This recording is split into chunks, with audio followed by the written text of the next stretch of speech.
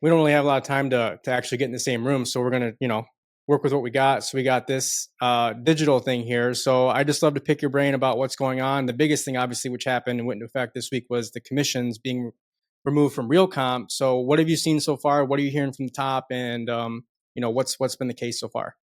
Yeah, so it's super interesting to me. I mean, we've been preparing for this, Alex, as you well know, since Ignite last year. So, it's very comforting for me to see how our agents are reacting. I think they feel prepared. I think they feel like we've been talking about this. I think what kind of threw everybody a wrinkle this week is how sudden Real Comp made that announcement, and then flash forward, as I think recently as yesterday, they turned off that field in Real Comp or in the MLS, which affects MI Real Source and all of it. So, it's interesting. In the last 48, 72 hours, I've had a chance to be in our Livonia office, talk about it. I was in West Bloomfield later that day. I was in Sterling Heights yesterday, Lapeer this morning, and then I actually met with 4 or 5 of our top producers talking about it. And I think, I think everybody is kind of, prepared but anxious about it, if that makes any sense, because what we can't control, Alex, is the other brokers. We Right. can't we can't control the other brokerages, just like we can't control on a FISBO how we get paid. And so in my mind, a lot of what we're going through right now is just protecting our commission, just like we would with a FISBO, just like a commercial agent has to do every day. And we used to be able to just rely on Real Comp or MI Real Source protecting us because it was published. So the biggest thing I'm hearing is a couple things. One, take a breath. Two, we've known we need to pull out the exclusive buyer agency agreement early and often, just like we do on a listing presentation, but a recommitment to that maybe we could have got away with it the last 6 months, but not now. Yeah. And that we need to fully disclose commission and talk about it up front. And then the second thing is to get that, if you're going to utilize the cooperative broker commission agreement we just rolled out, is make it part of your appointment setting process. If I'm showing a house tonight, Alex, you're the listing broker, I'm going to call you. I'm going to ask, is just like we always do, right? Is there any offers on the property? Anything I need to know? By the way, what are you paying for cooperative commission? Is there any Hmm. chance I could send you over my form and have you sign that? Could you send me something in writing? So I've even had that conversation, frankly, certainly before I write an offer, but even before I meet with my buyer and ask them to sign my buyer agency agreement. So that's the biggest thing. I'm also hearing some great stuff. Like I was over in Sterling yesterday, and one of the agents said what they're going to do with their listings is they're actually going to get a cooperative commission agreement signed for buyers agents ahead of time. And they're going to be prepared that when an agent calls them, they're going to snap this thing out. And I just said to him, I said, you're going to make a lot of friends, and you're going to make a lot of co-op agents want to show your properties and really work with you. So that's the biggest thing. It's just, we just have to get to the basics. We knew it was coming, but now the time is here that we're not protected anymore by the MLS, and we just need to handle it. Yeah, and that's part of handling it as, a buyer presentation, being a professional. I do have a question for you, and I don't know if you have the answer. Yeah. I know in Real Comp, once someone schedules a showing, there are forms you can auto update to go out to that showing Yep. agent, disclosure, stuff like that. So on the list side, can we upload that commission broker agreement to automatically go out if our seller agreed to give out 3%? No, No? no. Okay. But there's no reason we couldn't have that form pre-done at the front desk. And when an agent calls, it could be sent out. The other thing that we talked about this morning with the top producer breakfast is that maybe what we do as agents is we have a screenshot of that right on our phone. And if an agent calls me, it's Alex, hey, let me text this over to you. Alex, let me email this to you over. And so we're not fielding 75 calls, but yet we're really being a full service listing agent with it. But no, we're going to have to work through a few things. We're not going to be able to have like that on Real Comp where we've got all our disclosures. We won't be able to have it on Showing Desk. We will be able to publish commissions on our own website, though, Okay. with Moxie. So I really encourage you, if you haven't engaged with Moxie yet on your personal site, to think about that. And we will be able to publish in the next 2 to 4 weeks on our own branded websites to where we can refer buyers agents to there, and it will be very straightforward for them. Gotcha. Okay. So the commission thing's taken care of. We'll adapt as always. But now looking, we're heading into almost August now. I Yeah. mean, what have you seen from the company side? Where are we at with the market? How are we doing overall? So we're outpacing the market. I mean, we're outpacing our competitors. Obviously, when I say that, there's some offices that are way up. There's some offices that are rebuilding, but as an overall company, we're outpacing Mar, we're outpacing the local, um, competitors in our share. Certainly the MLSs, but it's challenging. And so we need to do what we do, what we've always done is when the going gets tough, we work on our skills.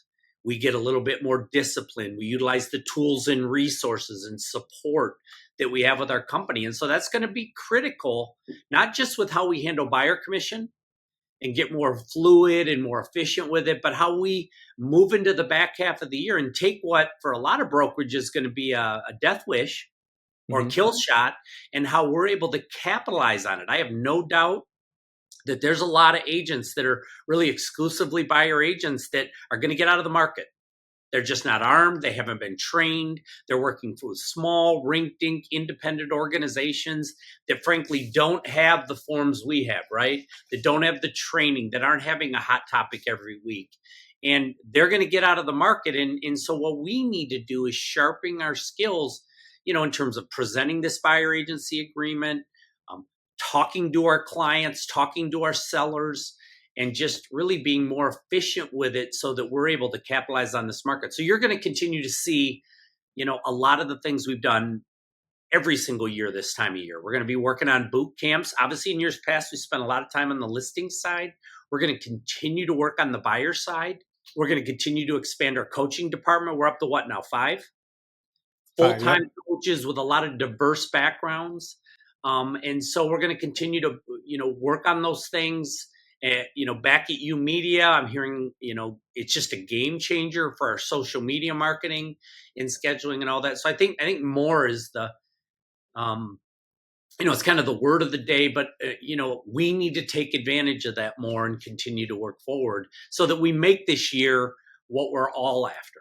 Yeah, and a lot of it too just stems to the individual effort, which is you can't get away with what you've been doing the last couple of years. Now it requires more, right? To even do what you did the last couple of years is going to require more effort to do that. So I mean, agents accepting that and taking that on and just realizing that the bare minimum is just not going to get it done anymore. We're gonna have to work a little bit harder. We're gonna have to hustle a little bit more. The rewards will be there, but I think that's what's gonna take. Is we're past the days, at least for right now, where we put a property on the market and within 8 hours we have 37 showings and Yeah. 8 offers, and that we may have to actually meet with sellers a lot more and get price reductions and do a better job marketing. One of the things that came up this morning, Alex, that I think is really, really important is I think um, a lot of our top producers are getting a lot more pressure on commission. In some cases, sellers are even asking what the commission is before they'll agree to meet with us. And so I don't think that's going to change. I think that's going to continue. Unfortunately, sellers are going to make decisions on commission alone.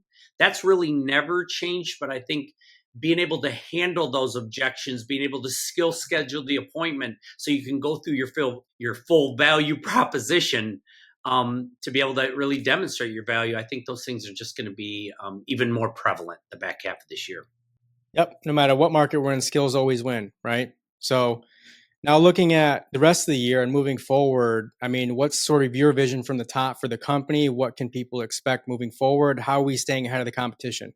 So obviously, we're a learning-based organization. We're a skill-based organization. We always have been, and we always will be. But I think in addition to that, we have to get even better with the services and tools we've brought to the table. I mean, I think back at you media Hmm. should be a differentiator for us, Alex. The more and more we get engaged, the more and more we're utilizing the tools like the monthly scheduler, like the open house advertising. I think that's going to be critical, and we'll continue. Jay Bellinger, our new technology trainer, will be out in the field, available for one-on-one consultations, and so we're going to double down on that. We're also going to continue to re-engage on Moxie. Moxie is our platform. And it's not that there's not different platforms out there, but that is clearly the one as an organization, whether it be Moxie Present, which differentiates us in a listing presentation or a pre-listing package, or Moxie Engage, which is a state-of-the-art CRM to manage our really our book of business in our sphere. But then we'll continue to build momentum up into the fall with Ignite and all of the things we're working on, from that aspect. So that's what I see us really focusing on, is the basics, getting our resources out in the field, our marketing department out in the field. Alex, I know you're planning on your team getting out in the field more. Yep. And then obviously our technology training component, just really supporting each one of our agents in whatever it is they're trying to accomplish. So that's where I see our focus heavy on the back half of the year. Okay, so I like it. So we've got agents that are showing up every day, putting in the work. We, of course, have people trying to snipe our agents every day from other companies offering the world. What message would you give to anyone who's going to watch this for the company that you operate, that, not so much the value proposition, but why should they be working at HRC? I think there's a lot of things, and I think that's such a personal question. Do you know what I mean? Mm-hmm. What's important to them? What are they trying to accomplish? But I just think, I think there's a lot of different things. If I'm sitting with a recruit today, I'm going to talk about two things. I'm going to talk about next level. And I know you love that term, but for us, our organization, I think, is built getting somebody from the next level. So if the next level is doing the same amount of business easier, more efficiently, so they can free up their time, I think our support and our training and our education and our tools allots for that. If they're trying to take their business from a certain level to the next level, again, I think, our support, our tools, our infrastructure, and our full-time managers. I think at the end of the day, that's the game changer for us. There's a lot of organizations out there that stick a sign on the building, that offer glitzy type videos for their organizations. But I think the support and training and tools and resources combined with our network, I think, makes really us the place to be if that's what you're looking to do, is get your business to the next level. So I agree. And I think one thing too, I would say just from the inside too, and seeing everything that's come about is, there's a relentless pursuit to always grow and improve and to increase the value from our side. Right. So, we have things in place now that didn't exist 12, 24 months ago. So what you see now is not the end all be all. There's always going to be more coming, because that's kind of, your driving force, right? yeah, I think that's such a good point. It's almost this irritable obsession Yeah. with making us as good as we can be. And, sometimes that has a feeling of schizophrenia, right? That we're running in 80 directions. But I think also for an agent being within our company, there isn't anything we won't try. There isn't anything we won't look at. There isn't anything we won't pilot. And so I think just being part of an organization that every day we have 65 people that are full-time employees with the company, that's all they think about.